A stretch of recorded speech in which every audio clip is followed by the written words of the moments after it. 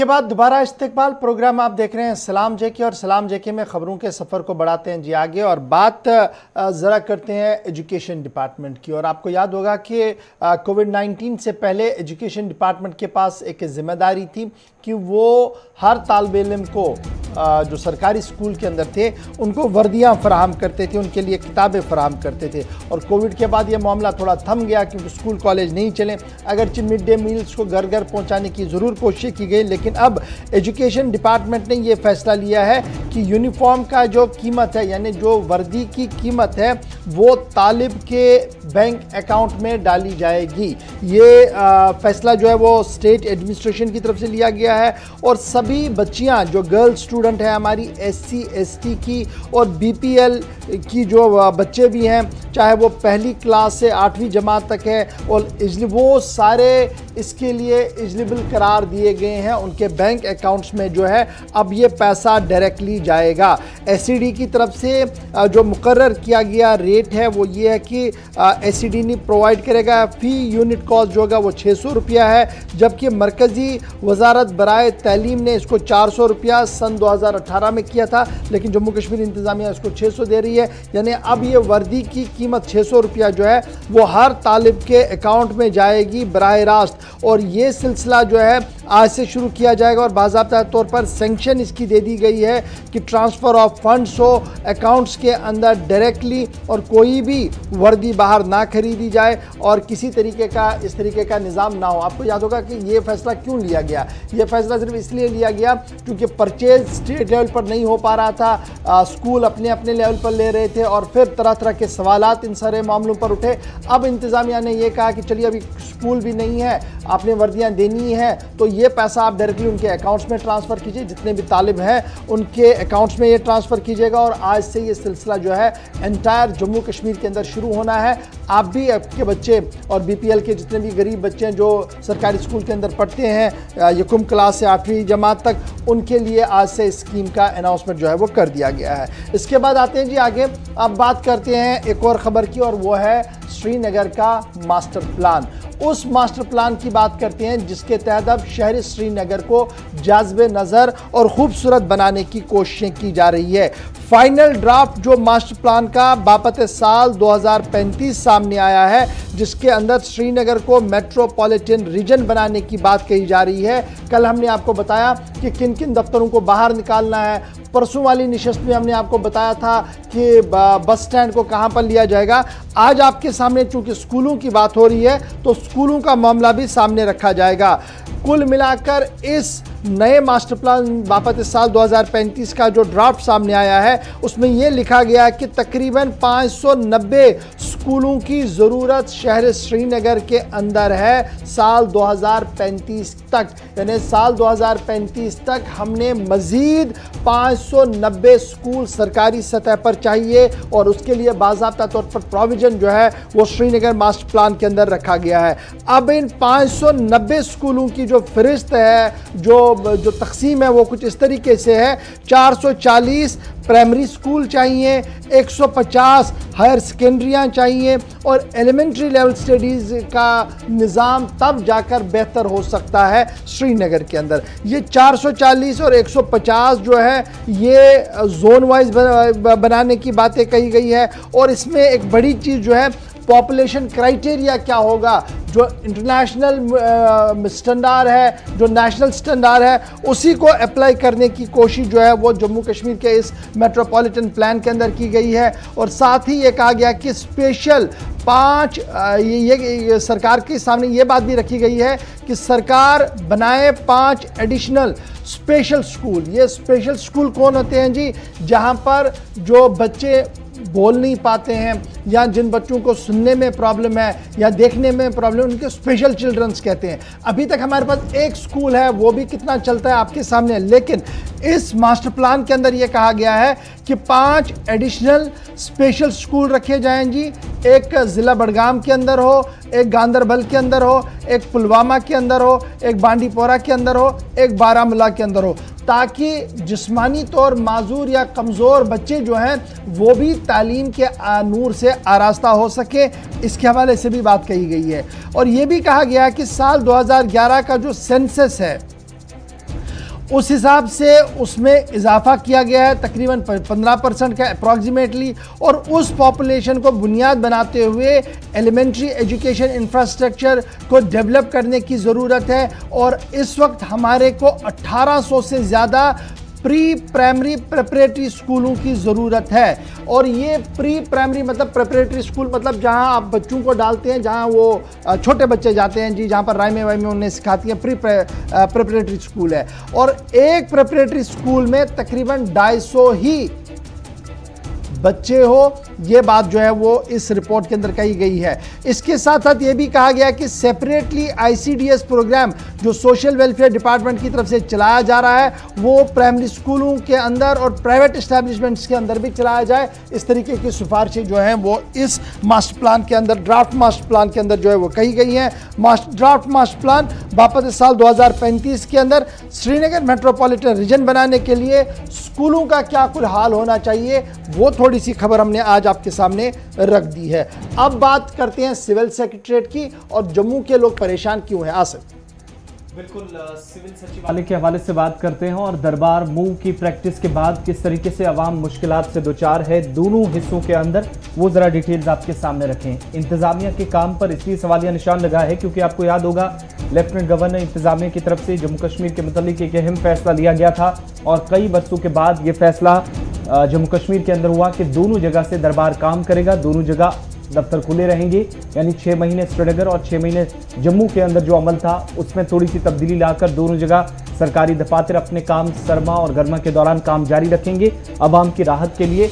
मगर ये फैसला गले की फांस जम्मू के अवाम के लिए इस वक्त बन गया है। उसका बड़ा सबब यह है कि आज के वक्त में ज़राए के मुताबिक दरबार मूव के अंदर चूंकि प्रैक्टिस जो थी सरकारी दफ्तरों के अंदर अफसरान के लिए, इंतजामी अफसरान के लिए, इंतजामी सेक्रेटरीज खासतौर से जो थे यानी एडमिनिस्ट्रेटिव सेक्रेटरीज, उनको लेफ्टिनेंट गवर्नर इंतजामिया की तरफ से हिदायत दी गई थी। चीफ सेक्रेटरी की भी हिदायत थी कि जब दरबार मूव गरमाई दारुल हुकूमत श्रीनगर मुंतकिल हो जाएगा तो 15 दिन 1 महीने के अंदर वो जम्मू अपनी खिदमात अंजाम दे और 15 दिन यानी बराबर के दिनों में ही वो श्रीनगर और जम्मू के अंदर अपनी खिदमात अंजाम देंगे, सरकारी दफातर के अंदर काम मेनटेन करेंगे और अवामी खिदमात जो है उसको उसी तरीके से मामूल के मुताबिक जारी रखा जाएगा जो पहले किसी एक जगह से 6 महीने के लिए हुआ करता था।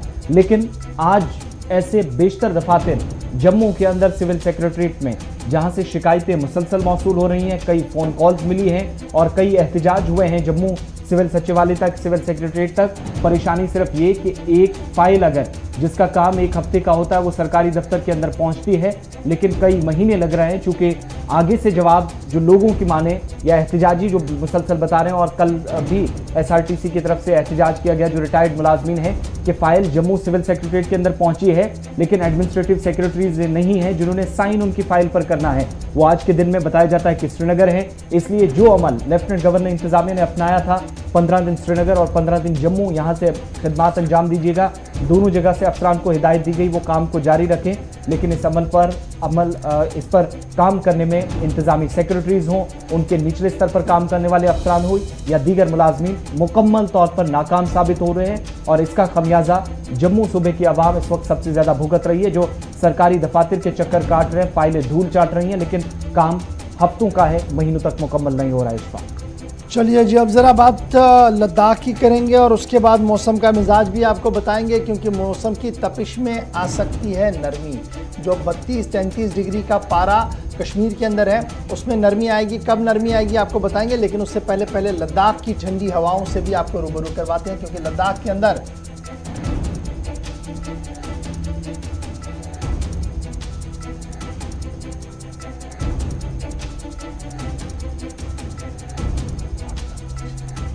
चलिए लेह लद्दाख के हवाले से बात हो रही है तो लोकसभा स्पीकर के साथ साथ 2 काबीनी वुज़रा आज लेह पहुंच रहे हैं और सयाहत को फ़रोग देने की कोशिशों के बीच जो आज एक टूरिज्म प्लेयर्स के साथ तकरीब है उसमें शिरकत करेंगे। मरकज़ी वज़ीर सयाहत सकाफ़त वर्चुअल मोड के ज़रिए इससे खिताब करने वाले हैं नई दिल्ली से जी किशन रेड्डी और उनके साथ साथ 2 जो मरकज़ी काबीना के वज़ीर हैं और लोकसभा स्पीकर ओम बिरला लद्दाख पहुँच रहे हैं। आज का और कल का दिन काफ़ी इंपॉर्टेंट है जहाँ पर आज का प्रोग्राम है, कल एक और प्रोग्राम रखा जा रहा है कि पंचायती निज़ाम किस तरीके से मज़ीद मजबूत और बेहतर मरकज के ज़ेर इंतज़ाम लद्दाख के अंदर बनाया जा सकता है। महकमा रूरल डेवलपमेंट डिपार्टमेंट की तरफ से प्रोग्राम रखा गया है, उसमें शिरकत करने वाले हैं तीनों मरकजी वुज़रा और मुख्तलिफ डेलीगेशन से भी मुलाकात होने वाली है कल के दिन में। लेकिन आज का दिन सयाहत के फ़रोग देने के हवाले से एक खुसूसी प्रोग्राम का इनेकाद अमल में लाया जा रहा है सयाहत शोबे की तरफ से लेह के अंदर, जिसमें शिरकत के लिए ये तीनों लीडरान नई दिल्ली से लेह पहुंचेंगे। तो दूसरी तरफ दिल्ली से वर्चुअल मोड के जरिए टूरिज्म के जो प्लेयर्स हैं डिपार्टमेंट ऑफ टूरिज्म से जिनकी वाबस्तगी है उनसे खिताब करने वाले एजुकेशन रेड्डी, जिनके पास हाल ही में सयाहत और सकाफत की मिनिस्ट्री सरकार की तरफ से सौंपी गई है। कल ओम बिरला जो लोकसभा के स्पीकर हैं, जल शक्ति के minister Gajendra Singh Shekhawat, heavy industries minister Mahendra Nath Pandey वो कल लेह के लिए रवाना हो जाएंगे 27 तारीख को, और वहाँ पर पंचायती राज इंस्टीट्यूशंस के ज़रिए से काम जो किया जा रहा है इस पर तबादला ख्याल करेंगे। और इस मौके पर लेफ्टिनेंट गवर्नर आर.के. माथुर भी वहाँ पर मौजूद रहेंगे। CEC कम चेयरपर्सन लेह हिल काउंसिल तासी गैलसन और CEC चेयरपर्सन करगिल हिल काउंसिल फेरोज़ खान भी वहाँ पर मौजूद रहेंगे। और सयाहत के हवाले से फ़रोग देने के हवाले से भी आज एक और नशस्त का एहतमाम किया जा रहा है। इधर मरकज़ी वजारत फॉरेस्ट की तरफ से, जंगलात की तरफ से ये साफ कर दिया गया है कि 10 मेजर प्रोजेक्टों को क्लियरेंस मिल रही है ताकि लद्दाख के अंदर तरक्याती मंसूबे और तरक्याती कामों को और सड़कों के जाल को मज़ीद आगे बिछाया जा सके। आपको याद होगा कि ओम बिरला से पहले 2 कमेटियां, पार्लियामेंट की स्टैंडिंग कमेटियों ने पहले ही लद्दाख का दौरा किया और लद्दाख की बुनियादी सहूलियात और दीगर मामलों के हवाले से आज खुद वहां पर मुशाहिदा भी किया है। और दोनों हाई पावर कमेटियां जो है वो माना जा रहा है कि आने वाले सेशन के अंदर अपनी रिपोर्ट सामने रखेंगे। सीधे चलेंगे जी लद्दाख, जहां से मोहम्मद इसाक इस वक्त हमारे साथ है। इसाक, बहुत शुक्रिया जी ज्वाइन करने के लिए। सबसे पहले ज़रा आज के दिन की तफसीलात फराहम करें कि क्या कुछ खबर है आज के दिन के हवाले से।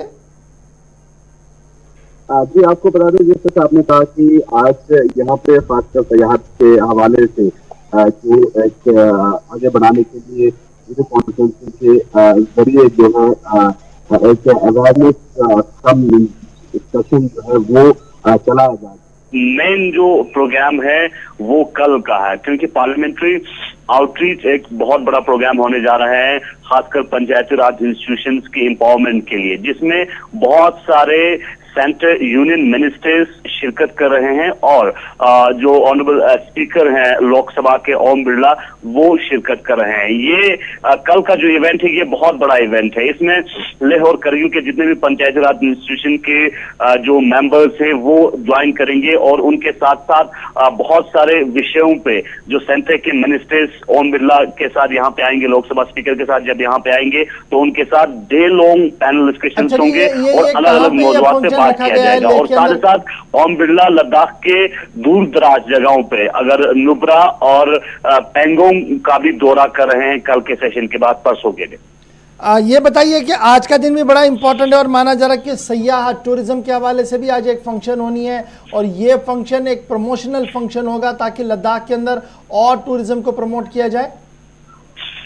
जी, मुख्तलिफ तरीके से स्टॉल्स और अलग अलग इवेंट्स कल से लगातार जो है देखने को मिल रहा था लद्दाख की टूरिज्म को आगे बढ़ाने के लिए, जिसमें लेह के सभी जो है लद्दाख के ट्रेवल एजेंट्स की बात करें, होटलियर्स की बात करें और जो शोकास उन्होंने किया है टूरिज्म के हवाले से, उस हवाले से एक बहुत बड़ा प्रोग्राम कल भी हमें देखने को मिला और आज भी देखने को मिलेंगे। और इस प्रोग्राम के जरिए लद्दाख को टूरिज्म के हवाले से और खासकर सस्टेनेबल टूरिज्म के हवाले से आगे बढ़ाने के लिए भरपूर कोशिश किया जाएगा। लेकिन आज का दिन इसलिए अहम है क्योंकि वीडियो कॉन्फ्रेंसिंग के जरिए दिल्ली से भी जो है टूरिज्म को के बढ़ावे के लिए लद्दाख में जिस तरह से स्टेक होल्डर्स हैं उनसे बात करेंगे और सस्टेनेबल टूरिज्म को आगे बढ़ाने के लिए, क्वालिटी टूरिज्म को आगे बढ़ाने के लिए क्या कुछ किया जा सकता है। और साथ ही साथ जिस तरह से कोशिश यही है कि अभी एक हेफाजत मैनर में टूरिस्ट जो है वो फ्लो है, क्योंकि 3-4 महीने में आप 7 लाख टूरिस्ट आप कैटर नहीं कर पाते हैं, तो उसको मद्देनजर रखते कोशिश यही किया जा रहा है कि 12 महीने में 10 लाख अगर टूरिस्ट आते हैं तो ये जो कैटर करने के लिए बहुत आसानी होगा।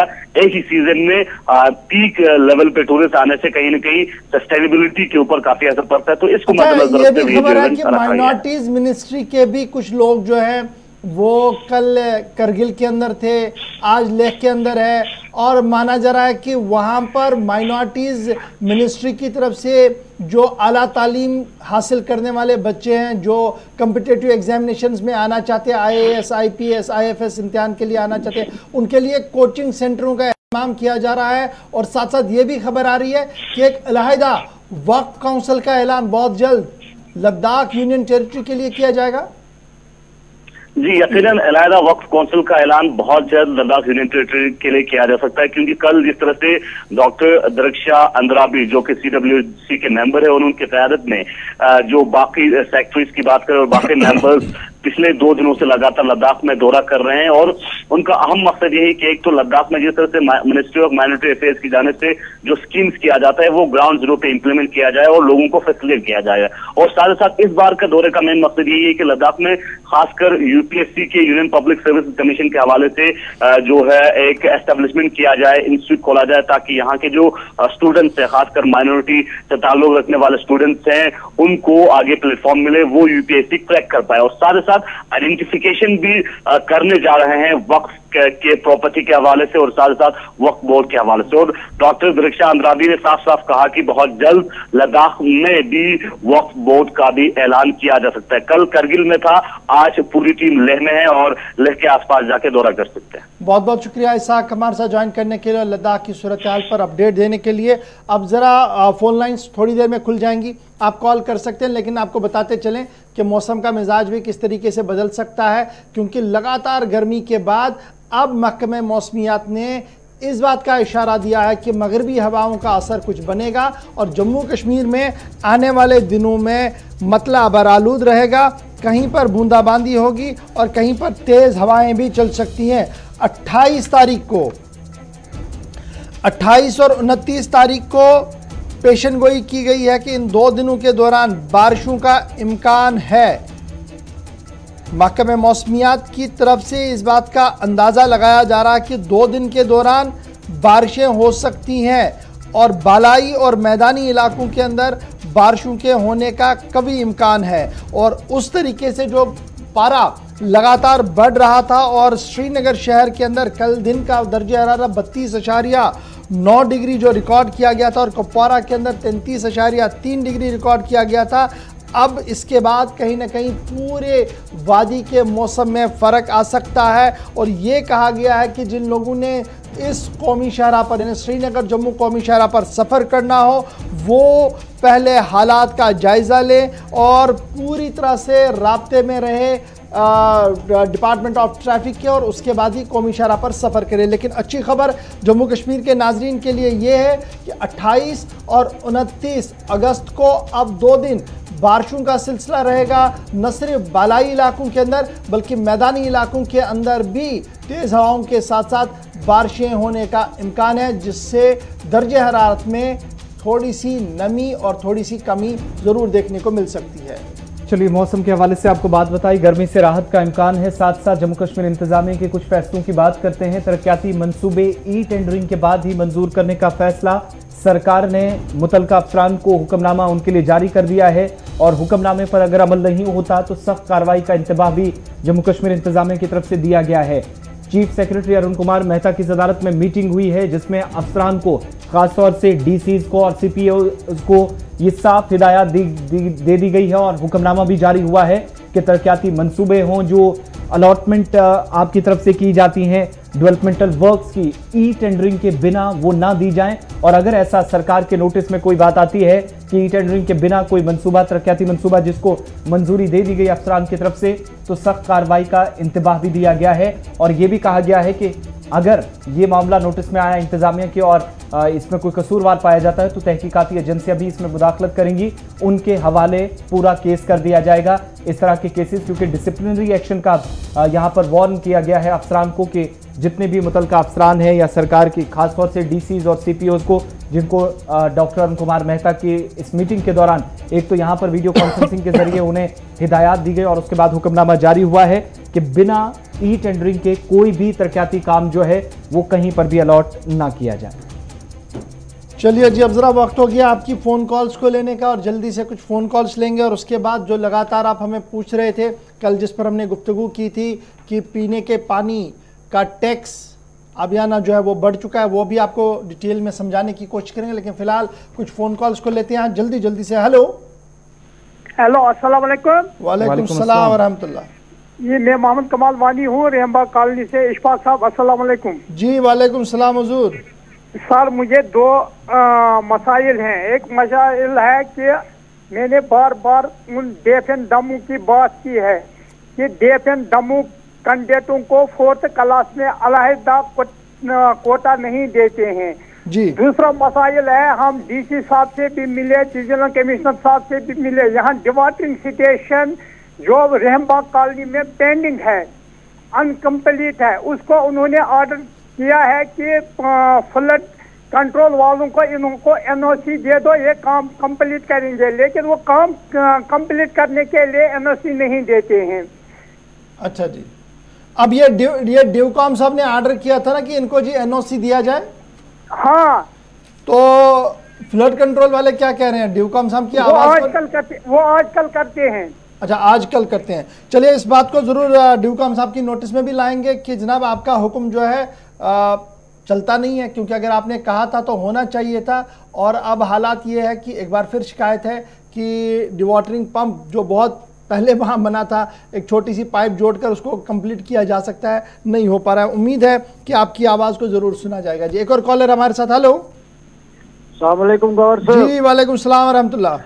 गवर साहब रात करे अशका जी नौगाम अचना बाईपास पे पोर रोड पे अहन हज सोज सह ट्रैफिक आज गो रात गो बे ब्याक एक्सीडेंट मास्टर जी बुजुर्ग ये सह गो जख्मी अत सड़क त खराब ट्रैफिक तिवारिया अपर बिल्कुल जनाब रात खत पे वन खतर लक जवान रुक तम जवान वन रुक तम तम अकिस जवान पढ़ा लिखा डॉक्टर दोपरस है बह कर चोन करेक्टर खराब यह वनकस हालात इंतहाई अफसोस कि अगर महकमे पुलिस जिम्मेदार आसान इत पे करान कत और यम सात महलुक ज्यूठ आस कत करान और तम पे यह लहजे, यह इंतहाई अफसोसनाक। और मे उम्मीद कि DG साहब तह यह कत बोजान और स्पेशली ट्रैफिक अमल रात तक दरखास्त कि यह बनो अत मोबाइल जान अत कुन दिन तवज्जो इंशाल्लाह अस तनो जरूर बे आज नोटिस अंदर SSP साहब ने।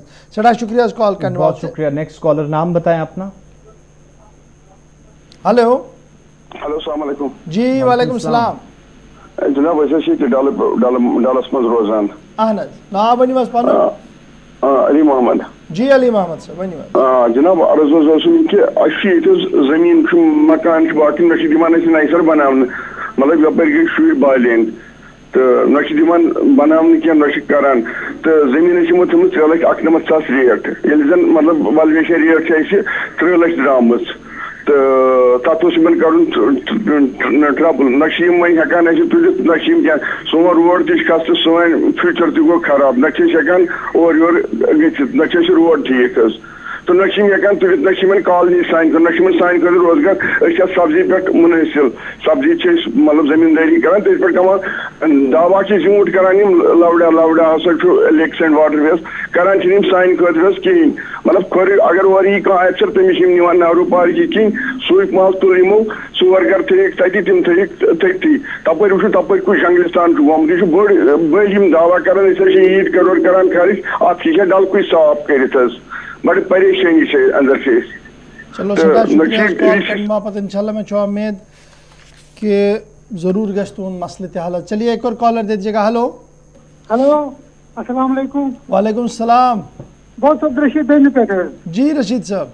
हाँ अरुण से गुपैया अशफाक साहब तो आशिफ साहब वनकस खानदान सीजन गो ना स्टार्ट अहन हाँ यमो थमित वारियो नफरो बस दपान ना एहसास ना खुदा खौफ ना क्या माना यह सा यह गेवन रात स्पीकर रात लगित शोर शर मे हमसाय बेचार बेमार तमिस डॉक्टर दोपन मतलब ना आराम बे पसंद इंसान कर आराम मगर आज कहें ना तम वो दवा कहें कहें ओन तो यह सा लिहाजा कर मेहरबानी कर डीसी साहब कस वन ब्या खरान की मशीन आंगनस में मशीन पार्क यह जमुन तथ मज चलान रात आज रात आज नई जाए मेहरबानी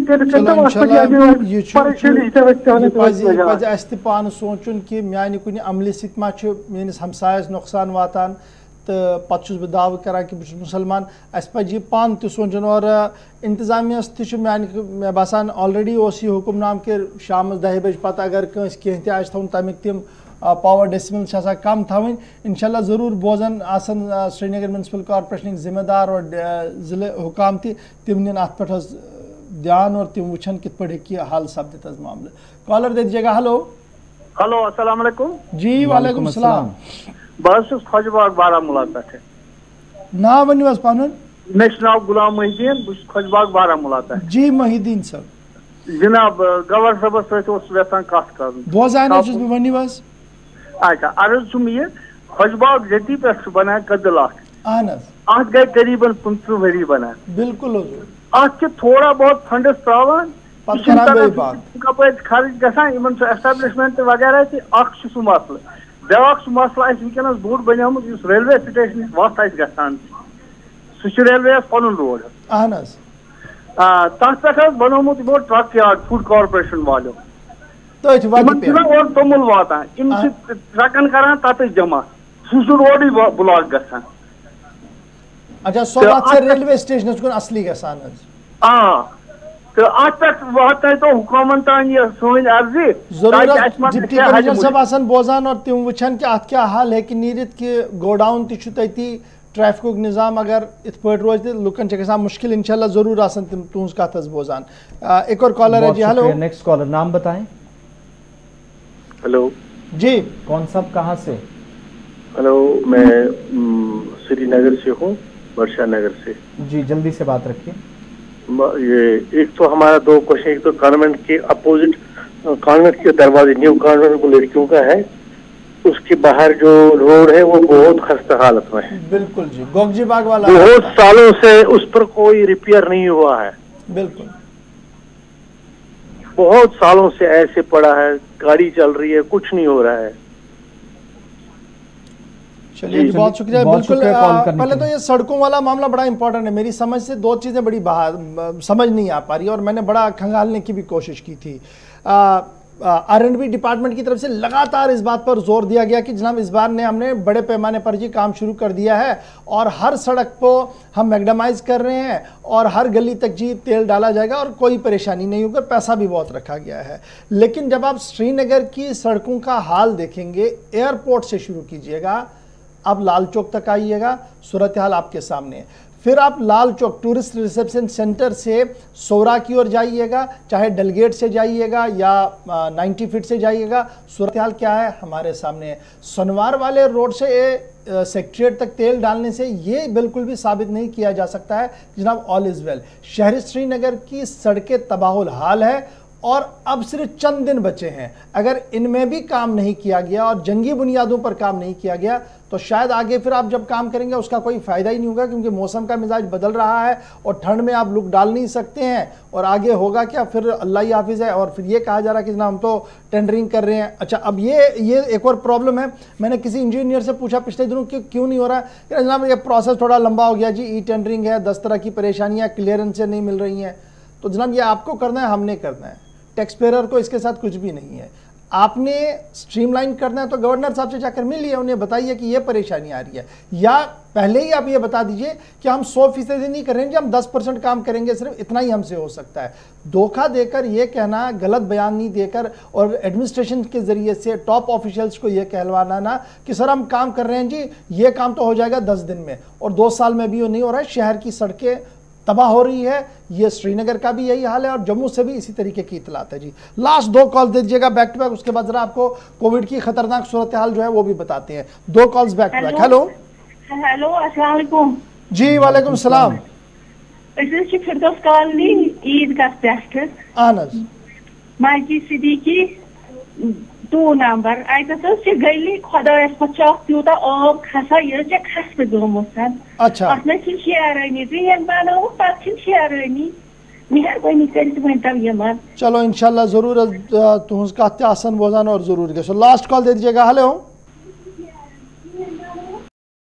हेलो हाँ अस्सलाम वालेकुम जी। वालेकुम सलाम रहमतुल्लाह।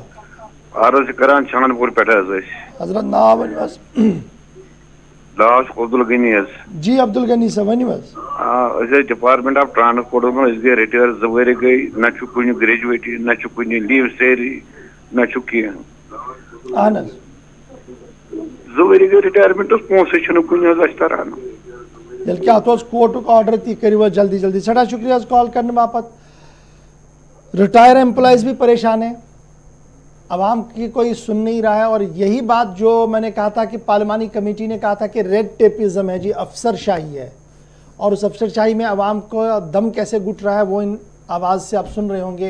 ये जो 5-8 कॉल्स हमने आज ली हैं इससे आपको अंदाज़ा लग सकता है कि किस तरीके का माहौल है और किस तरीके की सूरत हाल। इस उम्मीद के साथ कि लेफ्टिनेंट गवर्नर साहब आप पॉलिटिशियन भी है और आपने बहुत कुछ देखा है, उम्मीदें बड़ी हैं इस बार लेफ्टिनेंट गवर्नर साहब से जम्मू कश्मीर की आवाम की कि ये जो अफसरशाही का निज़ाम है ये थोड़ा मोल्ड होगा, थोड़ा सॉफ्ट होगा, थोड़ा सॉबर होगा, ताकि आवाम की बात को सुने और आवाम की बात सुनने के बाद उसका हल हो। सबसे बड़ा मामला है हल होने का।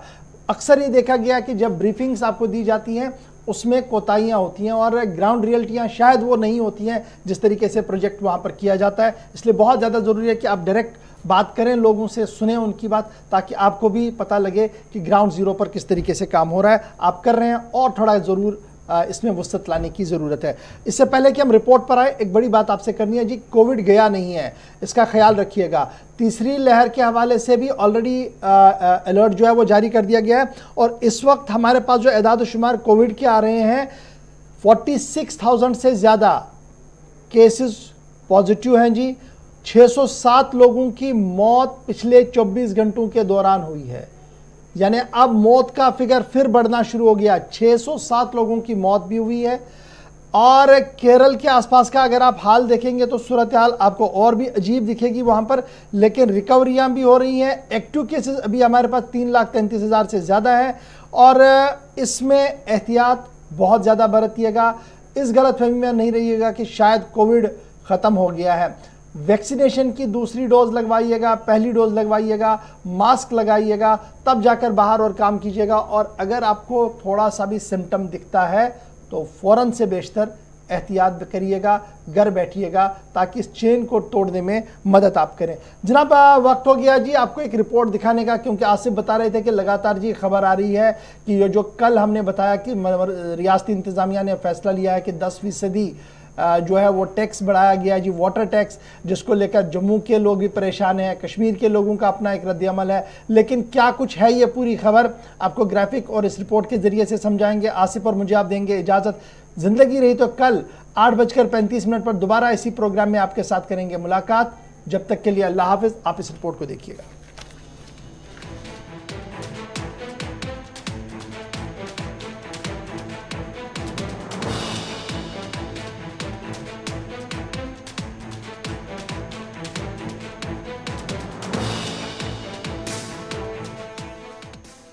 मुल्क के दीगर हिस्सों की तरह मरकज के जेर इंतजाम जम्मू कश्मीर में भी सरकार ने जल जीवन मिशन के तहत दिसंबर 2022 तक तमाम देही घरों तक पाइपलाइन के जरिए पानी पहुंचाने का इंतजाम किया, यानी टैप वाटर कनेक्शन फराहम किया जाएगा।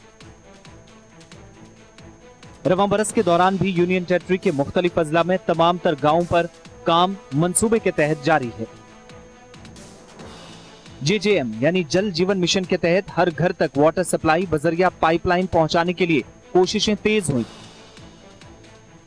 तो मरकज के जेर इंतजाम इलाके को माली साल के दौरान जल जीवन मिशन के तहत मरकजी शेयर के तौर पर 680 करोड़ रुपए की रकम हासिल होने की बात कही गई। हुकूमत की तरफ से बताया गया कि जल जीवन मिशन के आगाज के साथ ही मरकज के जेर इंतजाम इलाके की इंतजामिया 2024 और 25 के कौमी नस्बुल ऐन से भी पहले यानी दिसंबर 2022 तक 100% अहाते की मंसूबाबंदी कर रही है। ऐसा करके जम्मू कश्मीर के हर घर तक टैप कनेक्शन फराहम करने की मिसाल पेश की जाएगी, जबकि आबी पनाह गांवों को भी तहफ्फुज देने और पानी बचाने के हवाले से भी इकदाम करने की बात कही गई। ताहम मौजूदा वक्त में स्कीम के नफाज के बाद भी कई तरह के मसाइल से आवाम जूझ रही है, जिनमें पानी का किराया बढ़ना भी एक बड़ा मसला है। दरअसल Jammu Kashmir water resources regulatory authority ने अपना एक हुक्मनामा जारी कर अप्रैल 2021 से घरेलू और कमर्शियल हिस्सों में पानी पाइपलाइन के कनेक्शन के जरिए नजरसानी कर 10% का इजाफा करने का फैसला किया, यानी किराए में बढ़ोतरी की गई। सेक्शन 128 और J&K water resources regulation and management act 2010 के सेक्शन 145 की शिक 2 के तहत अथॉरिटी ने यह फैसला किया कि साल 2021 के लिए पानी के मुख्तलिफ जुमरों के तहत आने वाले कनेक्शंस के लिए चार्जेस या टैरिफ को तय किया जाए। हुक्मनामा 1 अप्रैल 2021 से 31 अप्रैल 2022 तक नाफिजुल अमल रहेगा। शहरी इलाकों के घरानों के लिए पानी का टैरिफ 1500 रुपए और 2850 रुपए सालाना है, जो कि बिल तरतीब आधी इंच और 1.25 इंच कनेक्शन साइज के लिए मुकर्रर किया गया है। इस जुमरे में सार्फिन को चार्जेस में हर साल 300 रुपए का इजाफा करके किराया देना होगा। हुक्मनामे के मुताबिक घरेलू कनेक्शन के जुमरे में दही इलाकों में आधी इंच के कनेक्शन साइज वाले सार्फिन के लिए टैरिफ 500 रुपए फी 6 माह मुकर्रर किया गया है। आधा इंच के कनेक्शन साइज के लिए फी निस्फ साल 800 रुपए मुकर्रर किए गए। तिजारती जुमरे में अथॉरिटी ने आधी इंच के कनेक्शन साइज के लिए 5000 रुपए फी निस्फ साल पानी का टैरिफ मुकर्रर किया। कनेक्शन साइज 3/4 1 और 1 इंच से ज्यादा के पानी का टैरिफ 15,400 रुपए, 46,220 रुपए और 77,000 रुपए फी निस्फ साल मुकर्रर किया है। जल शक्ति महकमे के मुताबिक पानी के इस्तेमाल के चार्जेस में 10% से ज्यादा का इजाफा किया गया, जो एक मामूल के मुताबिक किया गया है। महकमे की तफसीलात के मुताबिक ऐसे सार्फिन की भी एक बड़ी तादाद जम्मू कश्मीर के मुख्तलिफ अजला में है, जिन्होंने अभी भी महकमे के साथ अपने पानी के कनेक्शन रजिस्टर नहीं कराए, जिसकी वजह से महकमे की आमदनी भी मुतासिर हो रही है। Jammu Kashmir water resources regulatory authority, जो सारिफ की चार्जेस पर नजरसानी करने का बाख्तियार इदारा है, ने कनेक्शन के जुमरों को भी माकूल बना दिया है। हुक्मनामे के मुताबिक घरेलू और रिहायशी जुमरे में महकमा सेहत और तालीमी इदारे शामिल हैं। तंजीम के इदारे जैसे यतीम खाने और ओल्ड एज या ओल्ड एज होम्स भी, जिनसे निजी फायदा नहीं उठाया जा सकता, यहां पर भी इस जुमरे में शामिल किए गए हैं। डोमेस्टिक कम सेमी कमर्शियल जुमरे में रिहायशी अहाते शामिल हैं, जहां आम दुकानें, हजाम और चाय की दुकानें व दीगर तिजारती मराकज हैं। अवामी मकामात पर इस्तेमाल होने वाले हैंड पंप्स भी शामिल हैं। कमर्शियल में वो सार्फिन शामिल हैं जो घरेलू और नीम घरेलू व तिजारती जुमरों में शामिल नहीं हैं।